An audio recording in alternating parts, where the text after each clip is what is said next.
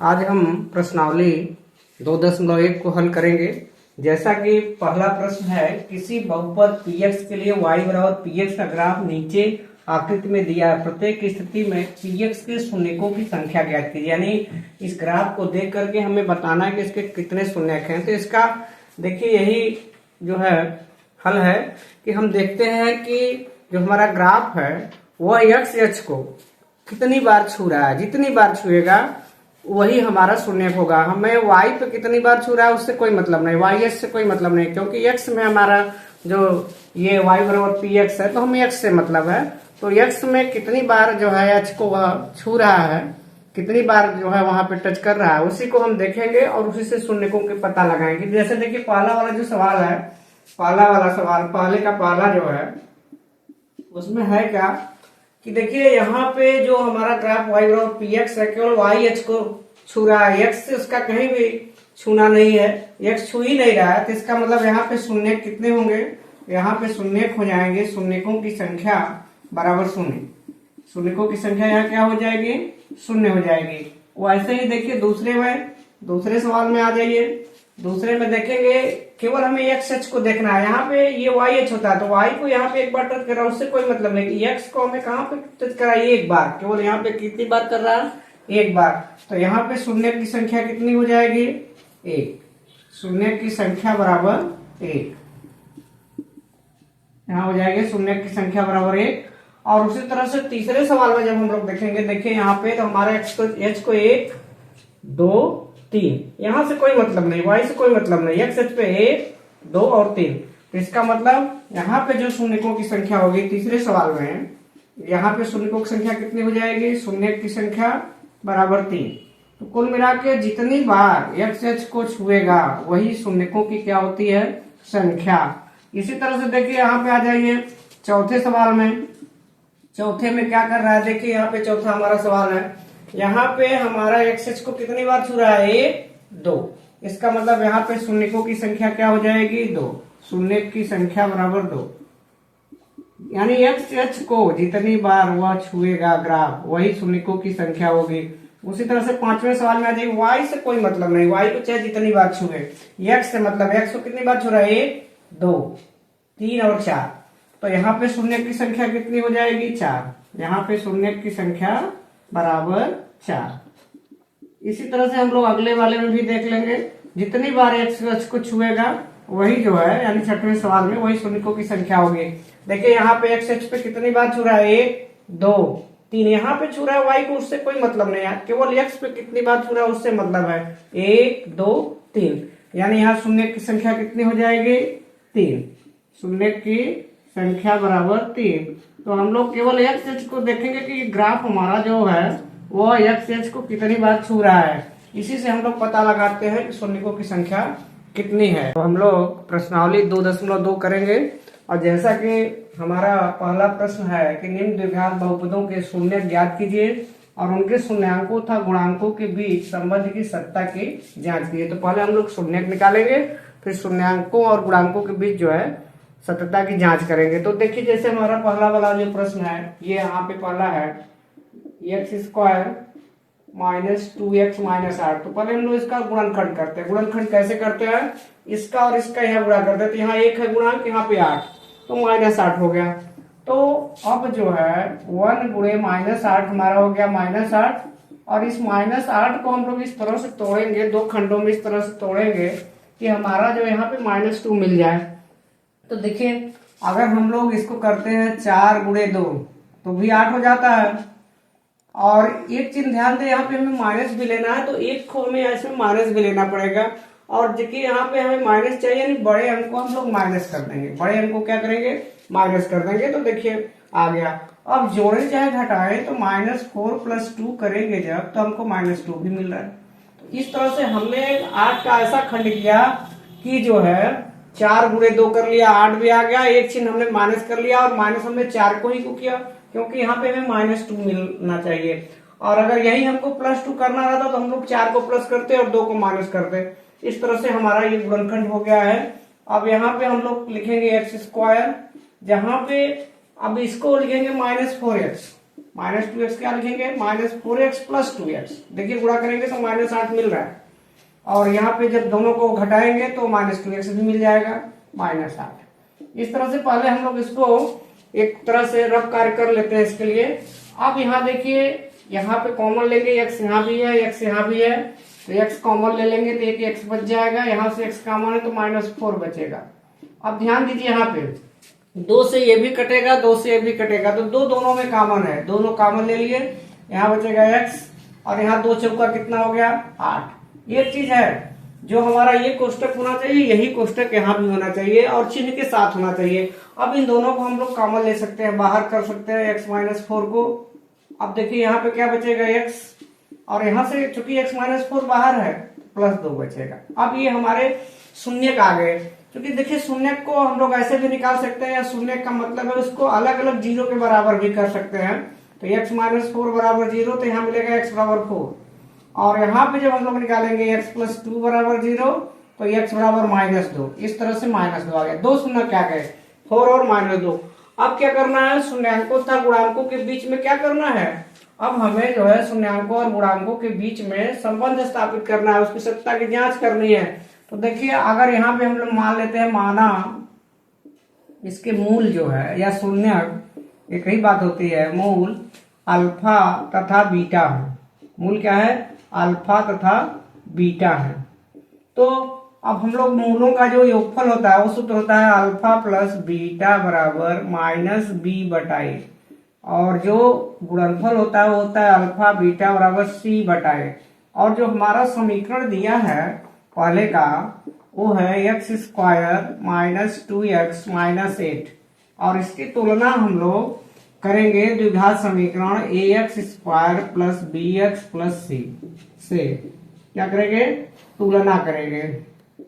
तुलना करने पर जब तुलना करेंगे हम, तो यहाँ पे हमें मिलेगा a बराबर 1। देखिए यहाँ x² का गुणांक 1, जहाँ कुछ नहीं वहां 1, a बराबर 1, और x का गुणांक यहाँ क्या है, b बराबर -2, और c का गुणांक यहाँ क्या है, -8। अब हम लोग अपने सत्यता की जांच करेंगे, तो देखिए अल्फा प्लस बीटा बराबर क्या है, -b/a। b की जगह यहाँ पे क्या आया, -2, तो -1 पहले से है, -2 बटे बराबर। अब देखिए माइनस माइनस प्लस हो गया, तो कितना आ गया, 2। और यहाँ पे भी चेक करेंगे, c की जगह -8 है और a की जगह क्या है, 1 है, तो कितना आ गया, -8। यानी कि मूलों को जो जोड़ेंगे तो 2 आना चाहिए, और मूलों का गुणनफल करेंगे तो क्या आना चाहिए, -8 आना चाहिए। अब देखिए जो उत्तर की जांच करते हैं हम लोग, यहाँ पे देखिए अल्फा प्लस बीटा, हमारा मान लीजिए मूल क्या है, पहला अल्फा जो है वो 4 है। उसके बाद देखिए बीटा, बीटा क्या है, -2, तो लिख दीजिए -2 बराबर। अब आ जाइए, यहाँ पे क्या आ रहा है, 2 आ रहा है। यहाँ पे भी अब देखिए 4 में से 2 घटा दिए, 2 आ गया, 2 बराबर 2, यानी कि उसके जो योगफल वाला है उसकी जांच हो गई, यानी सूत्र के भी और उसके शून्य के भी। अब देखिए यहाँ पे अगला जो गुणनफल है वो अल्फा बीटा है, और अल्फा बीटा मतलब अल्फा की जगह अगर 4 है और बीटा की जगह क्या है, मान लीजिए दूसरा मूल -2 है, तो और यहाँ पे जो हम लोग का गुणनफल आ रहा है, दोनों का गुणनफल, वो भी क्या आ रहा है, -8, और इधर भी गुणा कर दिए तो कितना आ गया, -8। तो -8 = -8। तो यहाँ पे अब हम लोग क्या कर दिए, उसके जो शून्य और गुणांक है उनके बीच में संबंध की सत्ता क्या हो गई, जांच हो गई। इस तरह से हमने पहला प्रश्न पूरा किया। अब इसी का जो दूसरा प्रश्न है, इसको जो है पहले की ही भांति कर लेंगे। तीसरे में थोड़ा सा जो हमारा द्विघात समीकरण है उसको जो है संतुलित करना होगा, गुणांकों के हिसाब से उसको रखना होगा। तो तीसरे प्रश्न को हम बताएंगे। तीसरा प्रश्न जैसा कि हमारा ये है, थोड़ा सा ऊपर और चलते हैं तीसरे प्रश्न में। तीसरा प्रश्न हमारा है 6x² - 3 - 7x। तो इसको पहले, जैसे हमारा द्विघात समीकरण क्या है, ax² + bx + c, यानी पहले 2 घात का, फिर उसके 1 घात का, फिर अचर पद। इस तरह से उसको संतुलित कर ले और उसको बैठा ले, तो ये हो जाएगा 6x² - 7x - 3। अब ये संतुलित हो गया, मतलब कि क्रम से हो गया। तो अब देखिए इसका गुणनखंड करेंगे। गुणनखंड करने के लिए हमने बताया कि पहले जितना मध्य पद को नहीं, जो किनारे के दोनों पद हैं उनका गुणा करिए चिन्हों के साथ। तो 6 - 3 कितना हो गया, -18 हो गया। अब देखिए -18 को इस तरफ तोड़ना है कि 7 हो जाए, इस तरफ से तोड़ेंगे कि 7, और हमें ऋण चिन्ह लेना है। तो यानी बड़े अंक को हम ले ले ऋण। तो देखिए यहाँ पे मिल रहा है 9 दूना 18, तो -18 भी हो जा रहा है, और साथ ही साथ हमें चिन्ह मिलना चाहिए माइनस का जोड़ने पे। तो -9 + 2 करेंगे तो देखिए -7 भी मिल रहा है। इसका मतलब जहां पे 7x है वहां पे हम क्या लिखेंगे, -9x + 2x, तो हमें -7 मिल जाएगा। गुणा करेंगे तो -18 भी मिलेगा। तो इसके बाद देखिए यहाँ पे हम लोग गुणनखंड करेंगे, 6x² - 9x + 2x होगा, और -3। अब देखिए ध्यान दीजिए यहीं पे गुणनखंड करेंगे। देखिए 3x यहाँ भी मिल जाएगा, यहाँ भी मिलेगा, तो 3x हम क्या करेंगे, बाहर कर लेंगे। तो 3 दूना कितना हो गया, 6, 1 को x बचेगा, 3 3 9x बाहर है। अब देखिए यहाँ पे जहां कुछ न कॉमन मिले वहां पे 1, तो यहाँ पे 1 कॉमन ले लेंगे, और 2x - 3। अब देखिए ध्यान दीजिए 2x - 3 यहाँ पे भी है, 2x - 3 यहाँ भी है। अब हम लोग करेंगे क्या, 2x - 3 को कॉमन ले लेंगे। जैसे ही 2x - 3 कॉमन लेंगे, यहाँ पे क्या बचेगा, 3x, और यहाँ क्या बचेगा, +1। इस तरह से अब हम लोग शून्यक निकालेंगे। शून्यक निकालने के लिए क्या करते हैं, जो दोनों कोष्टक है उसको 0 के बराबर करते हैं। तो अब यहां से मिल जाएगा, पक्षांतर करेंगे, 2x = 3, यानी x = 3/2 होगा। उसी तरह से अगले कोष्टक को भी 0 के बराबर करेंगे, 3x + 1 = 0। शून्यक निकालने के लिए किसी भी कोष्टक को 0 के बराबर ही करते हैं। तो यहाँ पे हो जाएगा 3x = -1, यानी x बराबर क्या होगा, -1/3। इस तरह से हो गया। तो हमने अब क्या किया, शून्यक प्राप्त कर लिया। अब हम लोग क्या करेंगे, उत्तर की जांच करेंगे। जैसे हमने पहले प्रश्न में जांच किया है उसी तरह से यहाँ भी जांच करेंगे तीसरे सवाल को। तो पहले हम लोग लेंगे अल्फा + बीटा, और अल्फा + बीटा बराबर क्या है, -b/a, और उसके बाद गुणनफल लेंगे, अल्फा बीटा = c/a। अब तुलना करेंगे। देखिए हमारा जो समीकरण है यानी बहुपद है वो है 6x² - 7x - 3। इसकी तुलना हम लोग किससे करेंगे, द्विघात समीकरण से। और द्विघात समीकरण क्या है, ax² + bx + c से तुलना करने पर, इससे तुलना करिए। तो जैसे ही तुलना करेंगे तो हमें a b c मिलेगा, और उसके बाद तक हम लोग अपने सूत्र पे चलेंगे। यहाँ पे तुलना करेंगे, x² का गुणांक यानी a = 6, b = -7, और c = -3। इस तरह से हमने ए बी सी निकाल लिया। अब हम लोग यहाँ पे रखेंगे, देखिए भाई, तो अल्फा + बीटा, अल्फा + बीटा बराबर -b, b की जगह क्या है, -7 बटे क्या है, a की जगह क्या है, 6, यानी आ जाएगा 7/6। अब गुणनफल ले लीजिए, अल्फा बीटा बराबर c/a, c की जगह क्या है, -3 बटा a क्या है, 6, ये कट रहा है, इसको काट दीजिए, 3 × 3, 3 दूना 6। अब हम लोग क्या करेंगे, इसकी जांच करेंगे। जांच कैसे करेंगे, अब हमें पता है इसके शून्यक, मान लीजिए अल्फा है और ये बीटा है। अल्फा + बीटा, पहला शून्यक क्या है, 3/2, प्लस अगला शून्यक क्या है, -1/3। या इसको हल होके कितना आना चाहिए, 7/6 आना चाहिए। देखिए यहाँ पे आना चाहिए 7/6। तो अब हम लोग इसका लसाअ ले लेंगे। लसाअ कितना होगा, 6 होगा। 2 से भाग देंगे 3 बार, 3 × 3 = 9, 3 से भाग देंगे 2 बार, 2 × 1 = 2, -2। अब देखिए यहाँ घटाएंगे, 9 में से 2 जाएगा, 7/6। तो देखिए यहां से हम लोग निकाल लिए, अल्फा + बीटा का भी मान 7/6 है, और जब हमने शून्य से निकाले तो भी 7/6 है। अब गुणनफल की जांच करेंगे। अल्फा की जगह हमारा क्या है, 3/2, और बीटा की जगह क्या है, -1/3। तो अल्फा की जगह रखेंगे 3/2 इंटू बीटा, बीटा क्या है, -1/3, तो यहाँ पर रखेंगे -1/3। फिर गुणनफल कर देंगे, ऊपर गुणा करिए। गुणनफल में क्या करते हैं, अगर कट रहा है तो ऊपर नीचे काट देते हैं, 3 और 3 कट गया, सीधे क्या आ जाएगा, -1/2। कितना आ गया, -1/2। और यहाँ पे भी देखिए गुणनफल भी आया है -1/2।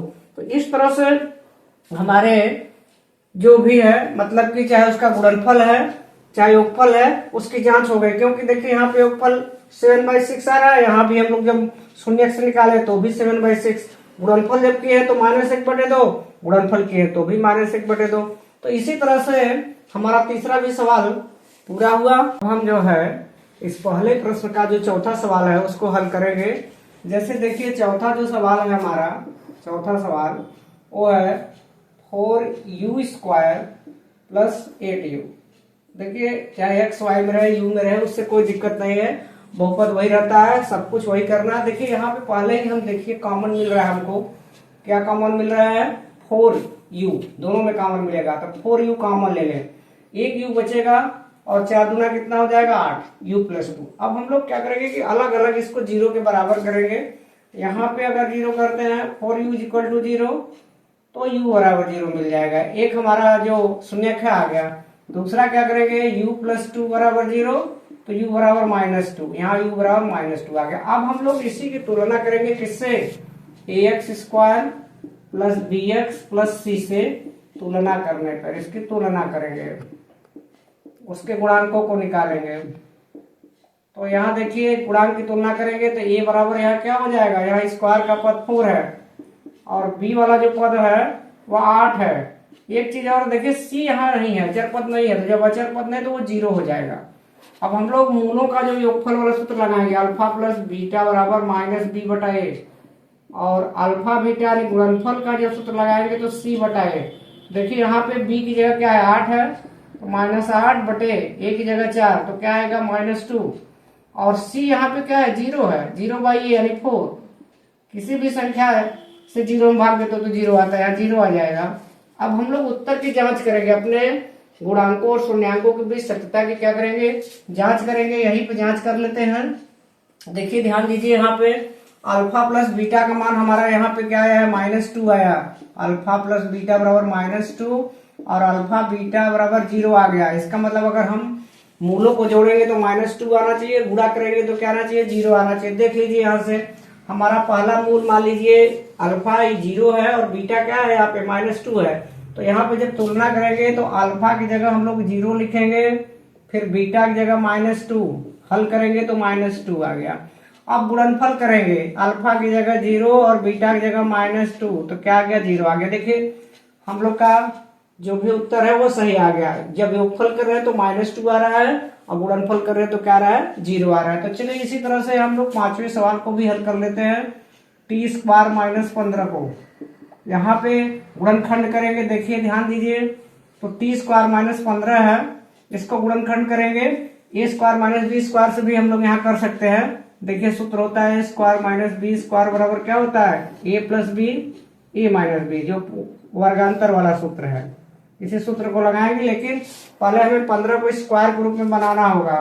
तो t² - इसको हम लोग ऐसे लिख देंगे कड़ी में 15 का स्क्वायर। देखिए स्क्वायर करेंगे तो 15 भी हो जाएगा, कोई फर्क भी नहीं पड़ेगा। अब हम लोग इस सूत्र पे चलेंगे, यहाँ पे a की जगह t और b की जगह क्या है कड़ी में 15, तो पहले लिखा है a + b तो लिखेंगे t + कड़ी में 15 और दूसरे में क्या लिख देंगे t - कड़ी में 15। अब अलग अलग जब हम लोग 0 करेंगे इसको t + कड़ी में 15 = 0 तो यहाँ मिलेगा t = कड़ी में 15, और उसी तरह से यहाँ पे भी हल करेंगे t - कड़ी में 15 = 0 तो यहाँ से मिलेगा t = कड़ी में 15। इस तरह से हमने उसके क्या निकाल लिए शून्य निकाल लिए। जब शून्य आ गए तो उसके गुणांकों और शून्यकों के बीच में संबंध स्थापित करेंगे। देखिए तुलना करेंगे किससे ax² + bx + c = 0 से तुलना करिए। से तुलना करने पर यहाँ 0 ले सकते हैं, नहीं भी लेंगे तो कोई बात नहीं है। से तुलना करने पर तुलना करिए। अब हम लोग उसके गुणांकों की तुलना करेंगे, तुलना कर लेंगे इससे और इससे। तो यहाँ पे हमारा देखिए जहां कुछ गुणांक नहीं वहां 1 होता है तो a = 1 हो गया, b वाला पद नहीं है, t वाला पद नहीं है तो यानी x वाला एक घात वाला पद नहीं है वो 0 होगा, और अचर पद c जो है हमारा यहाँ पे इसमें c बराबर क्या होगा -15 होगा, और b यहाँ पे 0 है, b क्या है 0। तो अब देखिए पहले हम लोग लगाएंगे α + बीटा, सूत्र क्या है -b/a, और b की जगह यहाँ क्या है 0 और a की जगह 1, इसका मतलब ये 0 आ जाएगा। ठीक, माइनस से कोई मतलब नहीं होता है जीरो के साथ। अच्छा, उसके बाद गुणनफल है अल्फा बीटा और सी बाई ए। सी की जगह -15 बटा ए की जगह 1, यानी ये आ जाएगा -15। अब हम लोग क्या करेंगे, इसकी जांच करेंगे। तो देखिए ध्यान दीजिए, अगर हम लोग योगफल ले रहे तो 0 आ रहा है, गुणा कर रहे तो क्या आ रहा है -15। तो चलिए अल्फा मान लीजिए माइनस कड़ी में 15 है, बीटा कड़ी में 15 है, जोड़िए माइनस कड़ी में 15 और प्लस कड़ी में 15, इसको जोड़ेंगे तो क्या आ गया 0 आ गया। देखिए यहाँ भी योगफल 0 आ रहा है। अब गुणनफल में आइए, गुणनफल में माइनस कड़ी में 15 इंटू कड़ी में 15। देखिए चिन्ह यहाँ माइनस तो होगा, लेकिन कड़ी में 15 कड़ी में 15 गुणा करेंगे तो 15 हो जाता है, तो -15। देखिए इस तरह से हमारा जो योगफल है उसकी भी जांच हो गई। अल्फा प्लस बीटा लिए तो भी शून्य आया, दोनों शून्यकों को गुणा कर दिए, दोनों शून्यकों को जोड़ दिए तो भी शून्य आ गया, और उसके बाद दोनों शून्य का जब अल्फा बीटा में गुणनफल हो रहा है तो -15 आ रहा है, और दोनों यहाँ पे जब हम उसके शून्यकों के लिए गुणा करें तो भी -15 आ रहा है। इस तरह से हमारा जो ये पहला वाला प्रश्न है वो पूरा हुआ। और ये जो 60वां सवाल है इसको सब लोग कर लेंगे, जैसे हमने ये तीसरा और ये पहला वाला प्रश्न किया उसी की भांति 6वें वाले प्रश्न को कर लेंगे सभी लोग। हम प्रश्नावली 2.2 का दूसरा सवाल करेंगे। जैसा है दूसरे सवाल में कि एक द्विघात बहुपद ज्ञात कीजिए जिनके शून्यांकों के योग तथा गुणनफल क्रमशः दी गई संख्याएं हैं। तो यहाँ पे हमें शून्यांकों के योग और गुणनफल दिया है, तो उसके लिए हम सूत्र बता दें कि जब अगर योग और गुणनफल होता है तो जैसे पहला सवाल हम लोग कर रहे हैं, पहले सवाल में तो उसके लिए सूत्र होता है x² माइनस मूलों का योग इंटू x प्लस मूलों का गुणनफल, ये होता है मूलों का गुणनफल बराबर 0। ये होता है बराबर 0 भी ले सकते हैं, नहीं भी लेंगे कोई दिक्कत नहीं है। ये सूत्र हमारा x² माइनस मूलों का योग इंटू x प्लस मूलों का गुणनफल। जैसे कि हमें यहाँ पे मूल या शून्य के कई चीज होते हैं, योग और गुणनफल दिया है उसमें कुछ नहीं करना है, बस हमें इसमें सूत्र में रख देना है। मूलों का योग हमें यहाँ पे दिया हुआ है 1/4, अब इंटू x लिख देंगे, प्लस मूलों का गुणनफल, मूलों का गुणनफल क्या है -1, इसको हम लोग हल कर लेंगे x² माइनस 1/4x माइनस 1। अब देखिए इस चीज को थोड़ा सा यहाँ पे जो हमारा यहाँ पे गुणांक है उसको इसमें कर लिया करिए।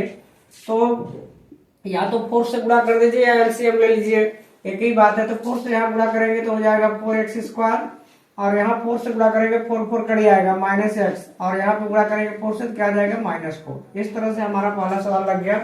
उसी तरह से दूसरे सवाल पे आ जाइए। दूसरे सवाल में इसी सूत्र में केवल रखते जाइए और कुछ करना नहीं है।